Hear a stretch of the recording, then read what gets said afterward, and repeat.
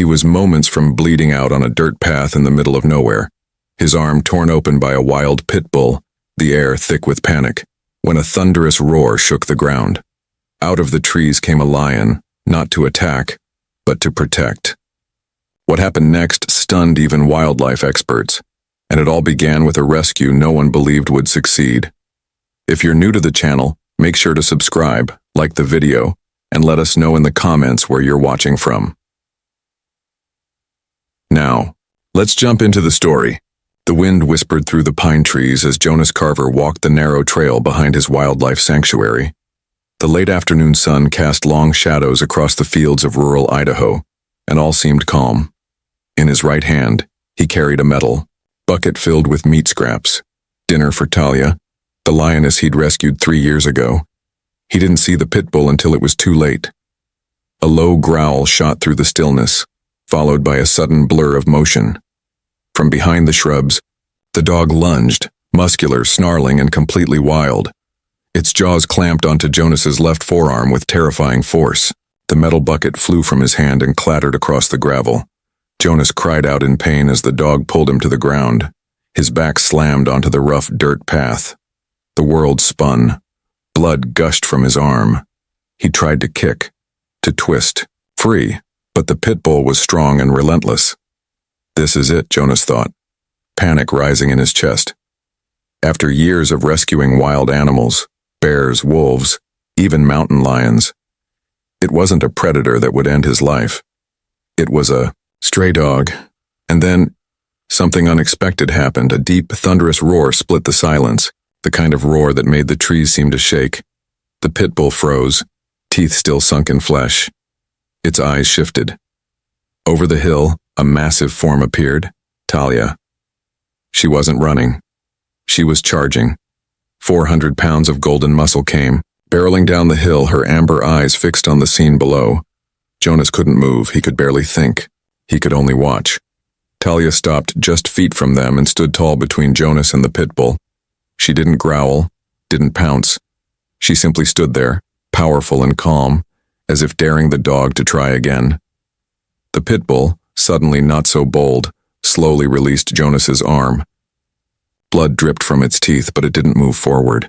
Instead, it stepped back one paw at a time, its ears pinned down, its body low. For 30 seconds, long, quiet, tense seconds, nobody moved. Then the dog turned and ran. It disappeared, into the woods as quickly as it had come. Jonas collapsed onto his back, breathing hard, pain pounding through his body. His arm was torn and bloodied, but he was alive. Talia turned toward him, her huge frame blocking the sun. She didn't make a sound. She simply stared, her ears forward, waiting. As the pain buzzed in his ears, Jonas found himself flashing back to the day their story began. It was a cold April morning. Rain had soaked the dirt roads outside town. Jonas had received an anonymous call. Someone said there was a lion cub abandoned near a broken-down gas station just off Highway 89. He didn't believe it at first. Who would leave a lion cub out here? But when he arrived, he found her. She was barely moving, lying in a puddle of mud and broken glass. Her fur was patchy, her ribs stuck out through her skin, and her eyes were dull with pain. A plastic collar with a broken chain still hung from her neck. Someone had tried to keep her, illegally, and when things got hard, they dumped her like trash. Jonas picked her up carefully. She didn't fight. She couldn't. She was just skin, bones, and fear. He brought her home and named her Talia, after a story his mother used to tell him as a boy, about a guardian spirit that watched over the brave. The first few weeks were terrifying. She wouldn't eat. She burned with fever most nights. He stayed beside her in the barn, whispering to her, feeding her with a dropper, wrapping her tiny body in warm blankets. There was one night, just after midnight, when he thought she was gone. Her breathing slowed. Her eyes fluttered shut. Jonas put his hand on her chest and whispered, "Please, little one, stay with me just one more night." And somehow, she did. Over time, Talia grew stronger. She learned to trust. Jonas built her a proper enclosure, 2 acres of grass, logs, climbing rocks and trees. She would watch him as he worked, always from a distance. But as the months passed, she began coming closer.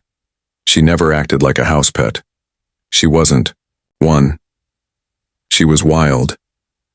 But there was something else in her. Something calm. Something that listened. And now, years later, she had returned the favor. Back on the gravel trail, Jonas sat up slowly, cradling his injured arm. The blood still flowed, but not as fast now. He reached out with his good hand and touched the edge of Talia's thick mane. "Thank you," he whispered. She didn't move. She just watched. In the distance, the trees rustled softly. The wind picked up again, and the wild fell back into silence. But it wasn't the same silence as before. Something had changed. Jonas didn't know it yet. But this moment, this act of quiet protection, was only the beginning of a story that would ripple far beyond the edges of their remote valley. And for the first time in a long time, he felt something stronger than pain. He felt awe. Jonas Carver opened his eyes to the sharp smell of antiseptic.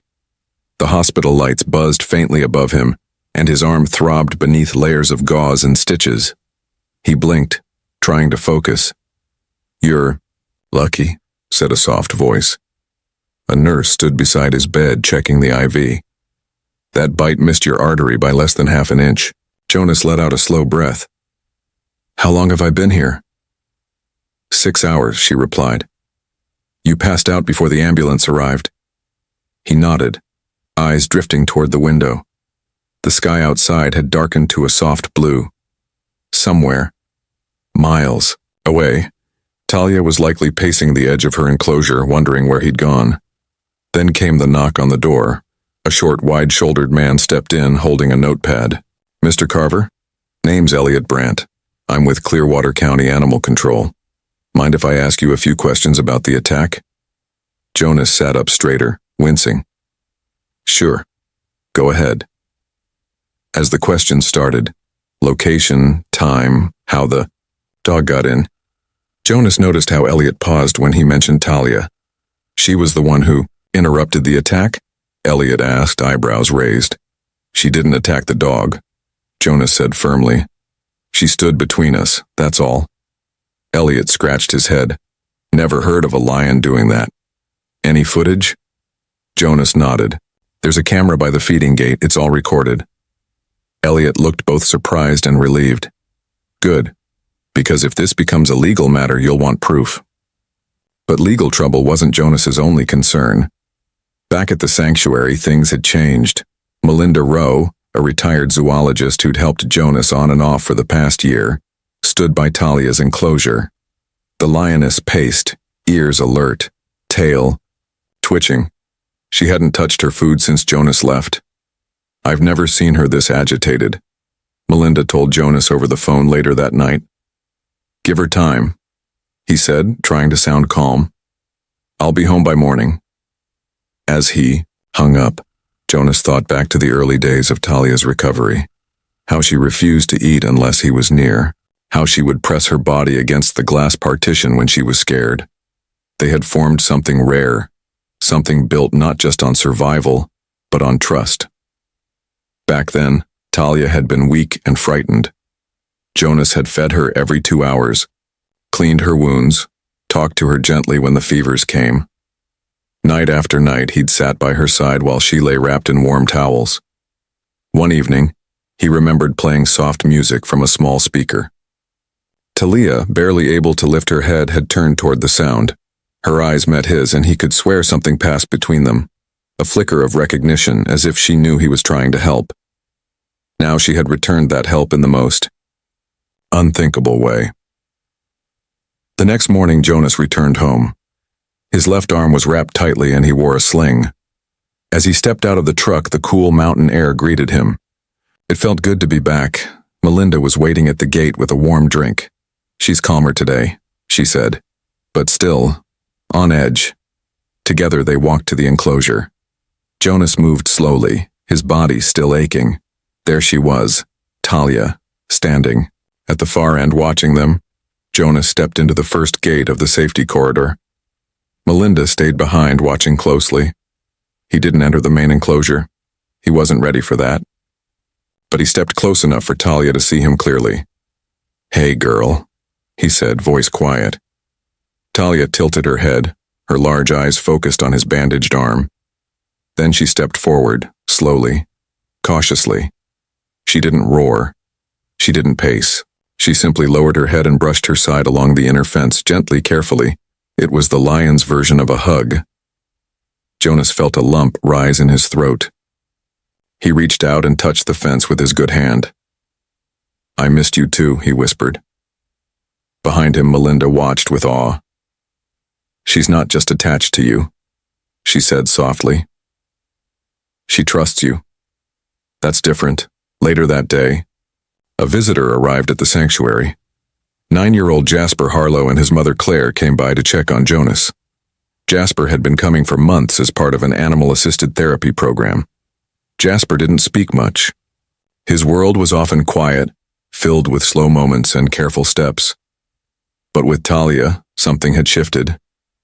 He would sit near her enclosure for hours, drawing pictures of her, sometimes whispering to her through the fence.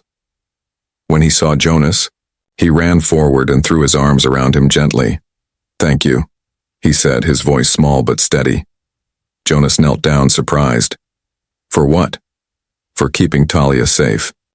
The boy's words hit deeper than anything else that week.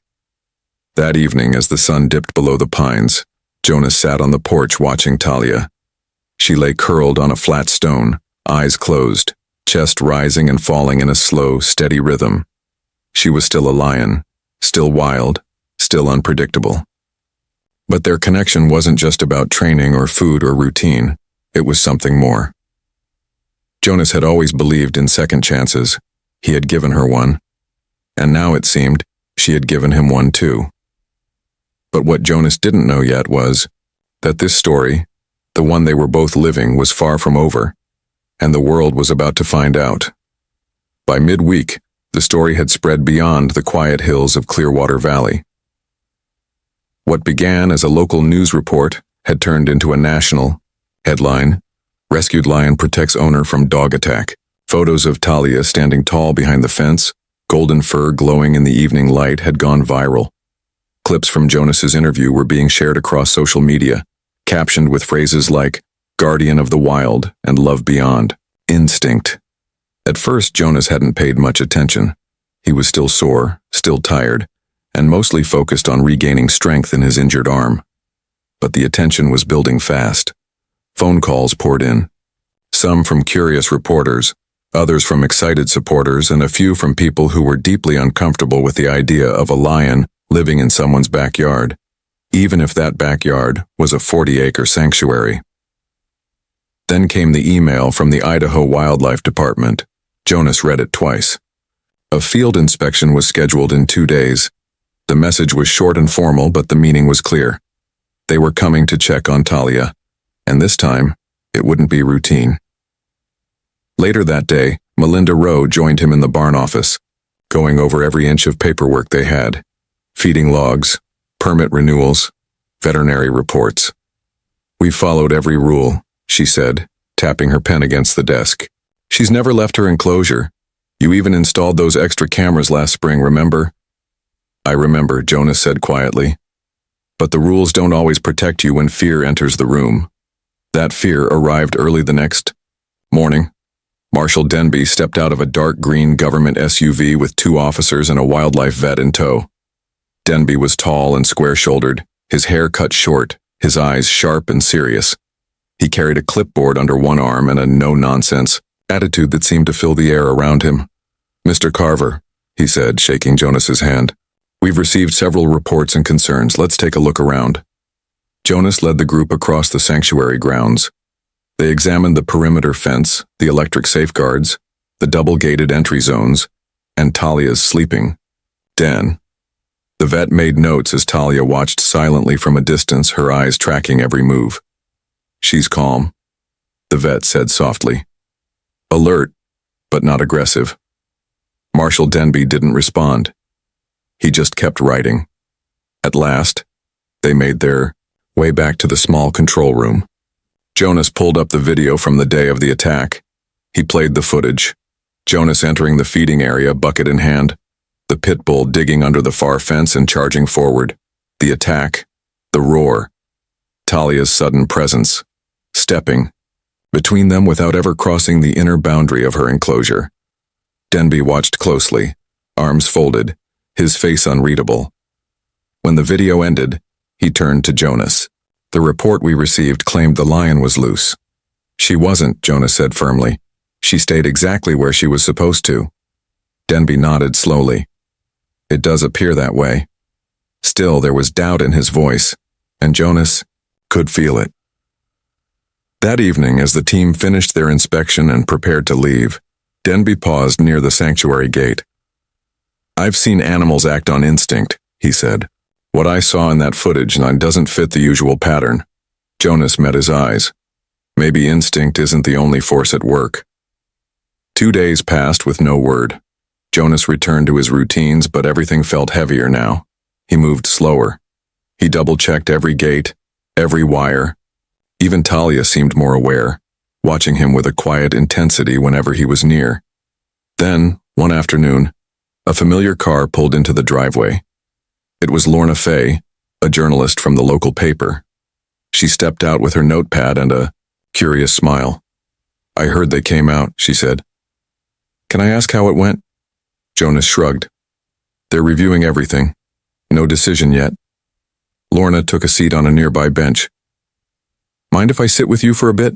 I've been following this story since it broke. And I have to say there's something different here. Jonas gave a tired smile. Most people think I'm crazy. Maybe, she laughed. But you're also careful. I've interviewed folks who shouldn't be anywhere near wild animals. You're not one of them.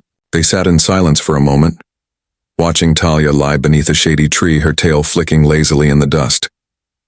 Do you ever worry she'll forget who you are? Lorna asked softly. Jonas took a deep breath. Every day. She's a lion, not a pet. But I also know she remembers things, more than most people give her credit for. Lorna nodded. I think your story matters, Jonas. Not because it's dramatic, but because it's complicated. That night, Jonas found a letter in his inbox. It was from a man named Dorian Hale, a wildlife filmmaker. He'd seen the story online and wanted to visit. What you've captured, the message read, goes beyond survival. It speaks to connection. I'd like to document it, if you'll let me. Jonas didn't answer right away. He looked out. The window where Talia sat near the fence watching the wind blow through the trees.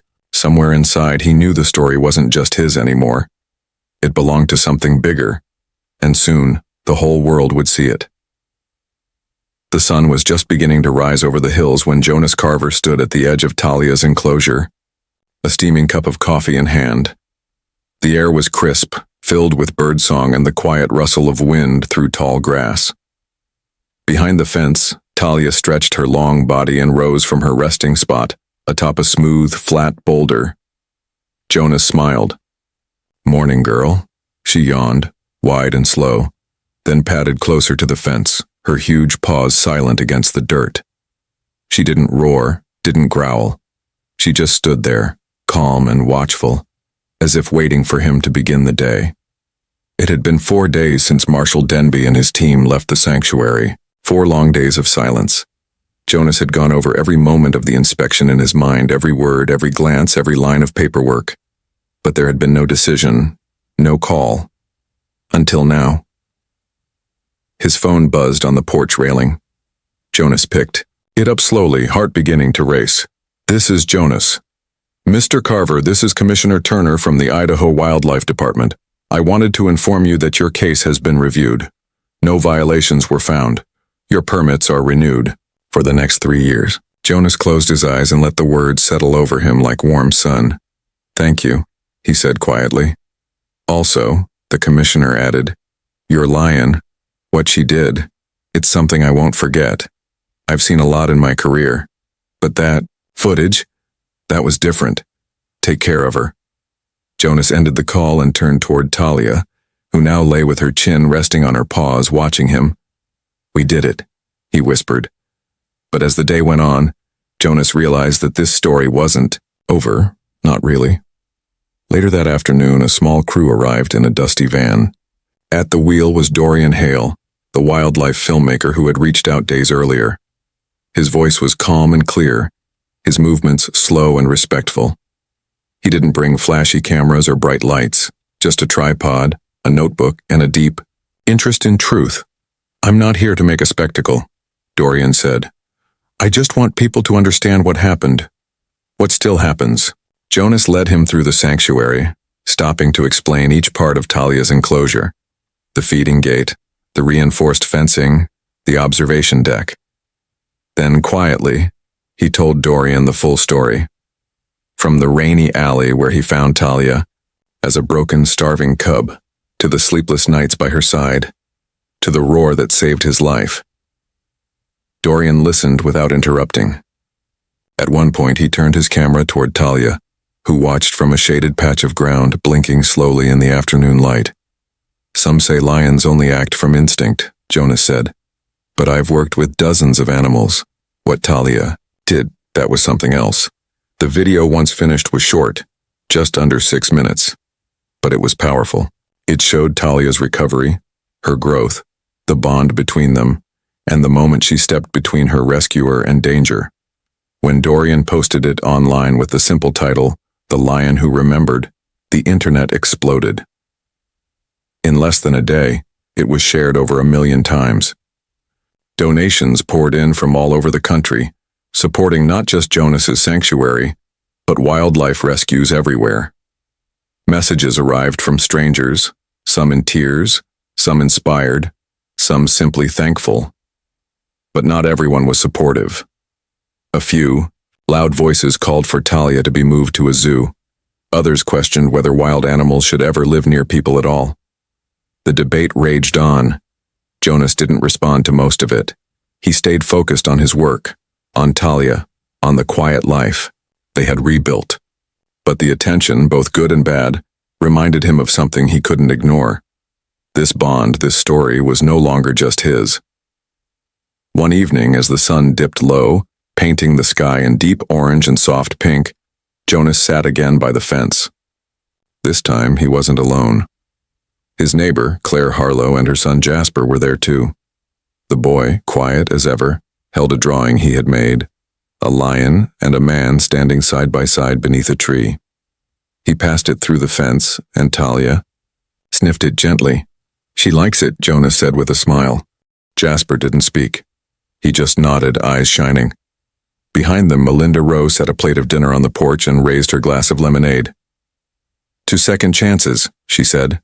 They all raised their cups, paper, plastic, and glass, and toasted as the light faded.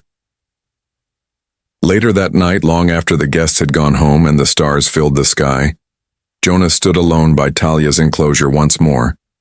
She came to the fence slowly, quietly, and lay down close to him. He knelt beside her, his arm still wrapped, his heart full. "You were never mine to keep," he whispered, "but you've always been mine to protect." Talia blinked slowly and let out a deep breath. It sounded like peace. Some people said it was instinct. Some called it a miracle. But Jonas Carver believed something else entirely. Something simple and true. It was love. Not the kind built from commands or cages, but the kind built from kindness, from time, from choosing trust over fear day after day. The circle had closed. The cub he once saved had become his protector. And the wild, as unpredictable as it was, had become home, and in that quiet moment beneath a sky full of stars, the world finally felt right again.